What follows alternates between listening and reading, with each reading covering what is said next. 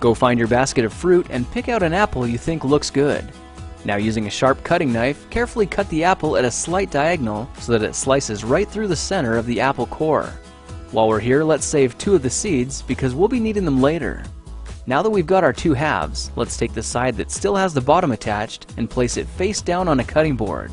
We'll need to place 2 butter knives perpendicular with the top and bottom of the apple. Now we can carefully cut down along one side of the apple core until the knife bottoms out on our makeshift spacers, then use the spacers as a guide to gently cut in from the side. When the 2 cuts meet, you'll have an apple wedge that pops right out. And while we're here, let's cut a piece from the other side the same way.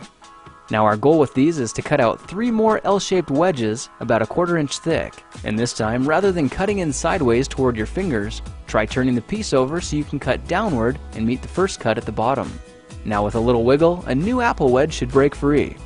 If you repeat the process 2 more times, then stagger the pieces back together, the effect is a beautifully layered wing. Now just cut the other piece the same way and your swan's body should look like this. To make a place for the head, all we need to do is carefully cut into the front of the body and gently lift the pieces out to reveal a clean and fairly deep groove. At this point, we can go ahead and grab the other half of the apple and place it between the butter knives like before, but this time we're just going to use them as spacers to cut an even slice off the bottom. You can see that repeating this process 3 or 4 times gives us a nice variety of shapes and sizes. Now look for a piece that resembles a heart that's been slightly flattened on top. All it takes to form the swan head is 3 strategic cuts with a knife. I made 1 angled cut to form the head, a horizontal cut to form the neck, and 1 slanted cut at the bottom for the base.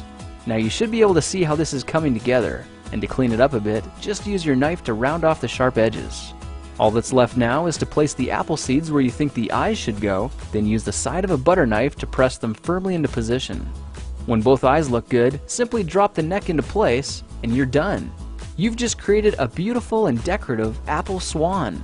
I spritzed mine with a bit of lemon juice to help prevent it from turning brown, then put it on display to show off for our dinner guests later that night.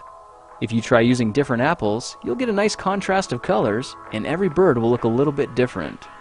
Well, now you know how to take any ordinary apple and turn it into a decorative and edible apple swan.